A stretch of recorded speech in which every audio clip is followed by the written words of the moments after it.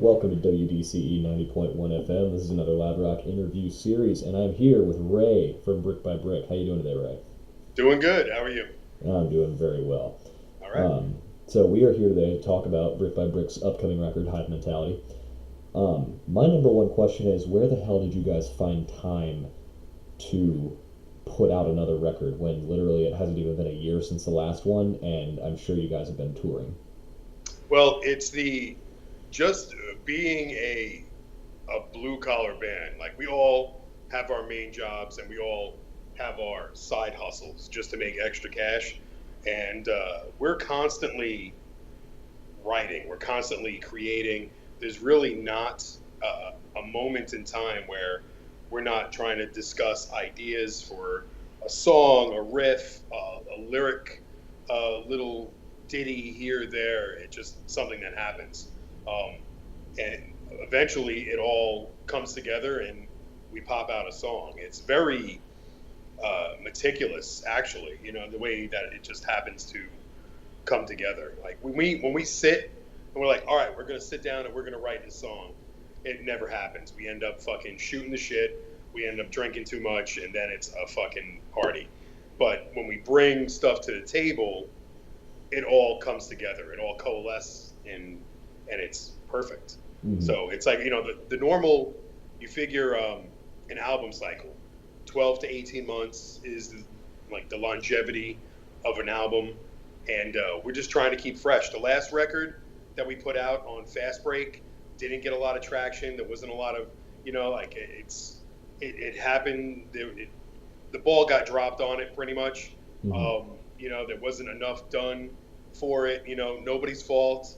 I'm not putting blame on anything, whatever. It'll end up being re-released eventually. So a lot of those songs don't get shelved. But with this album, we knew that because of the low marketing on the last one, we needed to get something out that was going to be like a 1-2 punch. Mm-hmm. And, we got Upstate Records approached us, and we were already in the writing process, and it just worked out. And it's like, hey, we want to get this out in this time frame, and we want to roll with it. And that's pretty much how it got put together. Mm-hmm. And you guys are now getting the marketing that you wanted for the previous record? Like, it's definitely getting pushed out there? Oh, yeah, definitely. It's, between the marketing and the publicity and doing a lot of different viral approaches, we have, for over a month, like weeks now, we've been doing just this viral boom of just memes, like different memes daily and things, and keeping it fresh. And it's our people are just waiting for those. They're my whole inbox is full of, can you make a meme of me? Can you make a meme of me? Like band friends, people in different musicians, different walks of life, fans, friends. They're like, when are you doing a brick by brick meme for me? And it's like, man, there was a point where we had like a good month worth ready, and now it's like at the beginning of the week, just trying to put it all together and get it all like, all right, we need to think ahead of how, just to keep it fresh, and it's like now we're thinking, well, we're going to have to probably keep it going, until, after the record release and then some. Mm-hmm. It's so comical to me that like it'll almost feel like people are more interested in getting a meme made than they will be about hearing the next song. Oh yeah. That's, you know what? It's such is life. If that's if that's how they connect with you, then. Oh yeah. Hey, it's there's no such thing as bad publicity. It's good, bad. You're still getting it. So if we offend somebody, fuck them. If we do this, fuck them. Like right, wrong, this or that. It's just okay. We're gonna do us. Mm-hmm. We would expect somebody else to do their own. So not a big deal. Mm-hmm. Not a big deal. We're very happy with the approach that we're taking right now, and we're going to do whatever it takes to get this music in people's ears. Fantastic. When it comes to the name of the record, it's Hive Mentality, and especially nowadays that can be something that bears a lot of weight. What, to your mind, inspired it most for Brick by Brick? Why did you want to focus on Hive Mentality as a theme?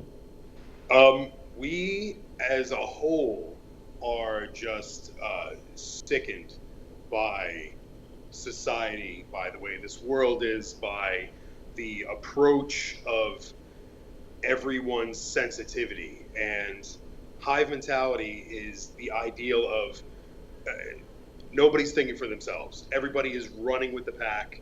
They're just, this is, they're being told what to think. They're being told what to eat, what to breathe, how to live, and they're okay with that. They're not questioning anything. They're not testing themselves. They're not pushing themselves. They're just going with it, and they're just drones. And I refuse to live that way. Um, a lot of people, all they do is plug in, and they're in TV land, and that's it. And there's so much more. They need to expand their minds. They need to wake up and think for themselves. And with hive mentality, having that, it's between the government and big business, big pharma. There's so many different organizations that are trying to keep us contained and keep us just docile. And part of my French, fuck that. Yeah, It's like absolutely. everybody Fuck needs that. to. There's so much we're doing wrong in life with society and with the government. It's it came to a point where we're like, you know what? Let's just write something. Maybe it'll wake a couple of people up. Mhm. Because you never know. That one person could be a game changer. Could be somebody that brings something to the table. So we don't have jerk offs in authority anymore. Mhm. Somebody that'll actually do what has to be done. When it comes to beyond the album title, the tracks themselves, is it a concept record? Does it all tie back into hive mentality, or is there a wide variety of stuff in Um, addition to that? there are a few that they kind of have they're bound by each other, but um, we wanted to, with this record, we wanted to literally show all our cards. We Mhm. wanted to be like, hey, you know what? This is what Brick by Brick is about. We have we have just so many personalities within the band, and we wanted to portray that. We take things very seriously, but we also have a party aspect as well. Like we have our fun. We can't even when we're not drinking. Not that we drink all the time. We do have a song "Bars Open." As I'm sitting here drinking a beer, talking to you, like, hey, let's do this interview. Give me 10 minutes so I can run and get a 12 pack. But yeah, it's uh, we party, but we don't have to party, and we don't expect anybody else to party. We just want everybody to have a great experience, listen to the music, get something from it, enjoy themselves, get their aggression out, be able to just give that energy back that we've given them. Mhm. And there's something for everybody. There's just different themes per song that some of them may tie back into each other, but it's it all comes down to, like, you have hive mentality, but then you have bars open. Bars open is the anti hive mentality. This is what you should be doing. You Mhm. should be living your life. You should be having a great time. You should be living every moment like, hey, you know what? I don't know if tomorrow's going to come. Am I going to worry about it? No, but I'm going to enjoy today, and I want everybody else to enjoy today. Mhm. I can respect that. Yep. When it comes to the album artwork, one I noticed it's much less flashy. Like the previous Brick records have had these huge, like thrashy kind of bold colors, violent imagery, that kind of thing. And the Hive Yeah. Mentality is more reserved. It's more of a grim Well, aspect. that's with the last two since I've been in the band. With the last two, we had Craig Holloway, who did all the Warriors artwork. He's awesome. He is so good. He he did the art for us. He did a couple of merch designs for us as well and stuff. Like, his art is out of control, and he portrayed that violent visage that we wanted.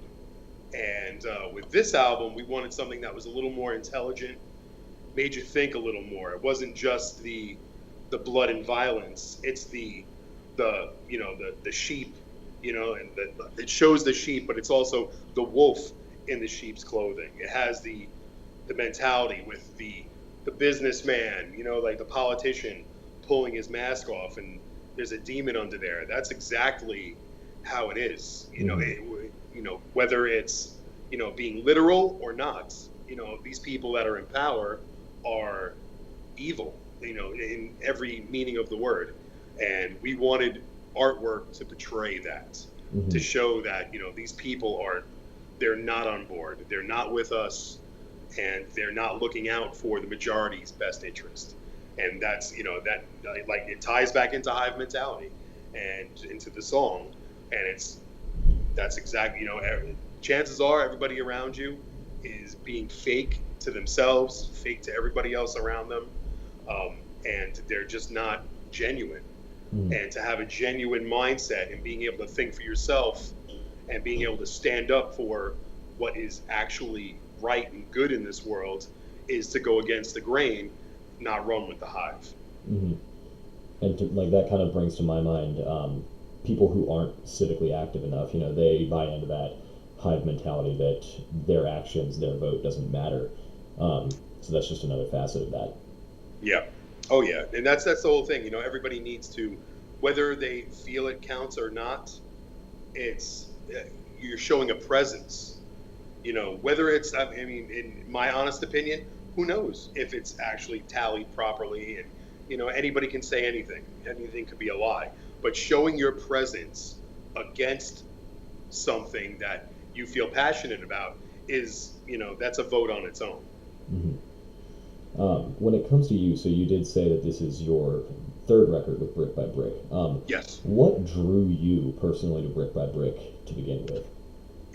We've, Mike Lenny, our guitarist, we've been friends for years. Jameson, our drummer, we've been friends for years. We've all been in other bands. We've played together. Jameson was in Bulldog Courage. I was in, I still am, Full Blown Chaos. And with Brick by Brick, like Brick by Brick's been a band for a while now, and we've all played shows together for years. And just coming up to the Albany area and just branching out.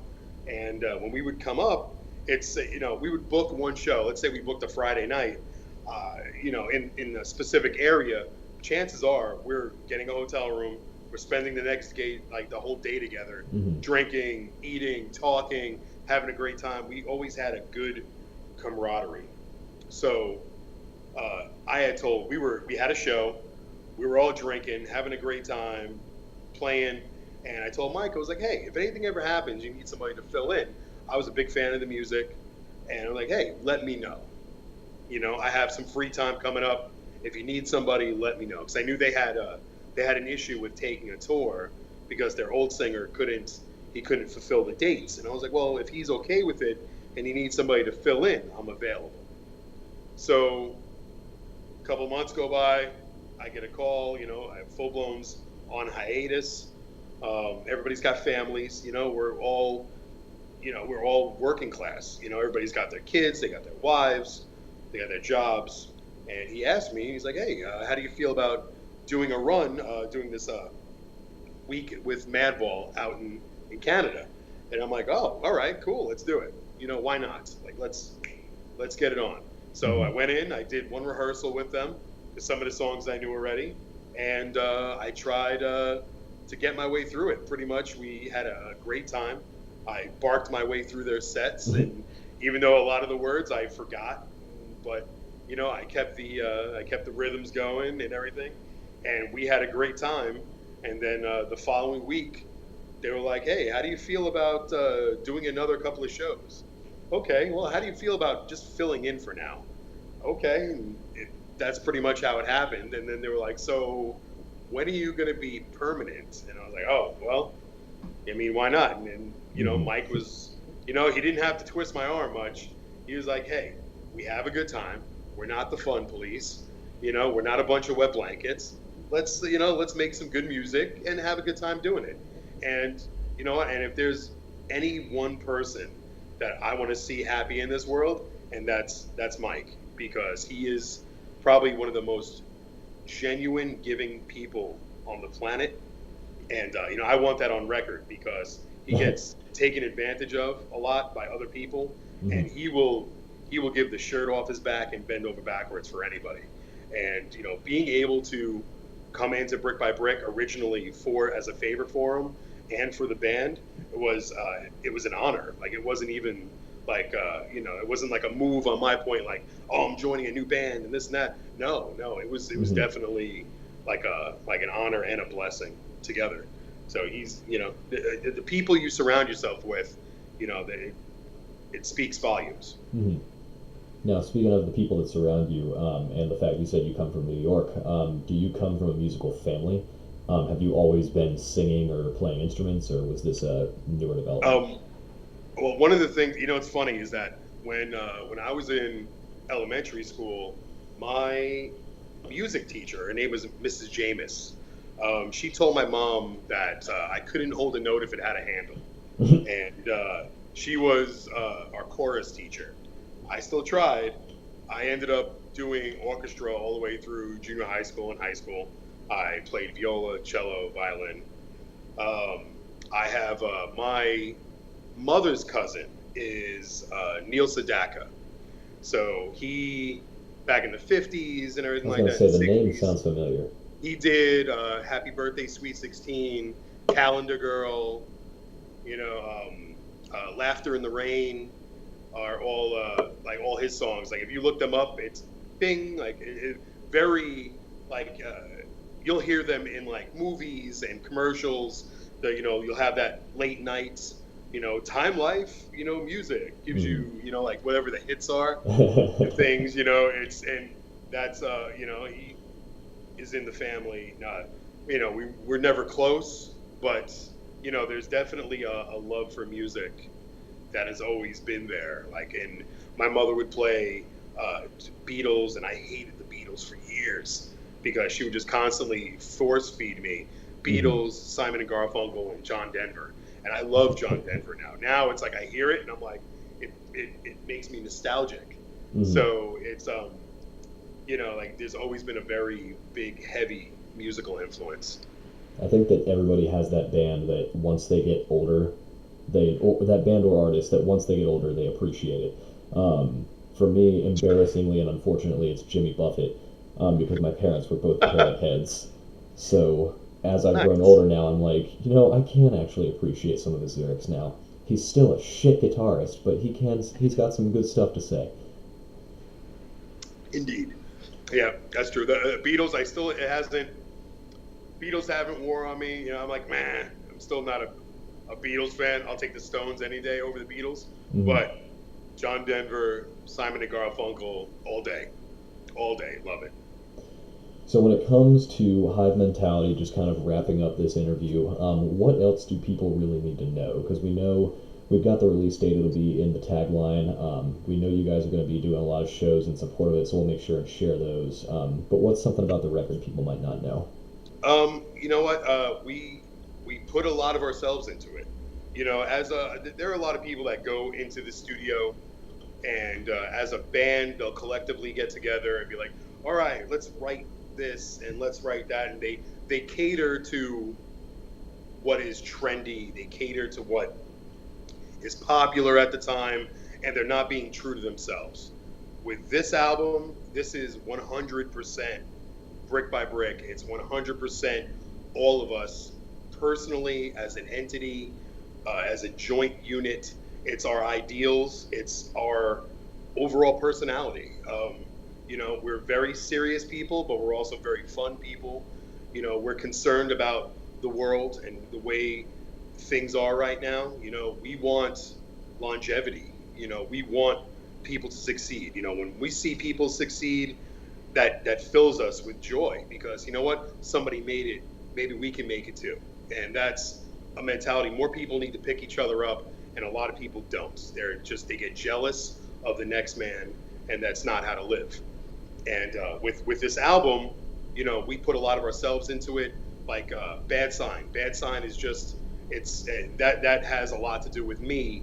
It was written about, I used to call myself the hard luck champion because I never had good luck. Never. If there was any luck, it was always bad. It was either bad or worse. So, there's a lot of the songs, a lot of the original songs have, just a lot of us in them, like imprinted. We have the 2 cover tunes that we did on there.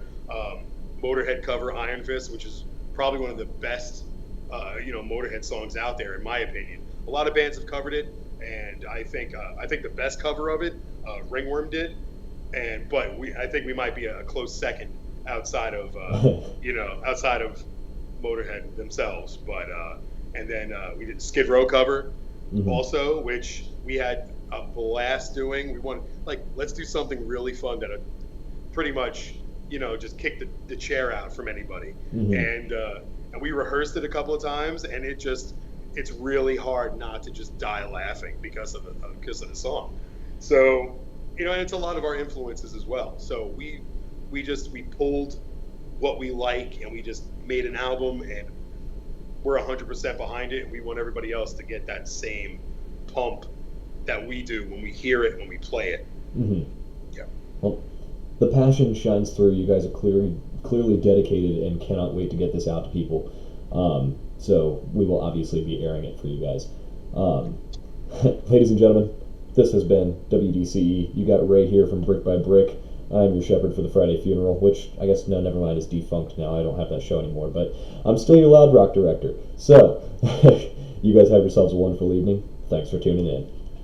Thank you.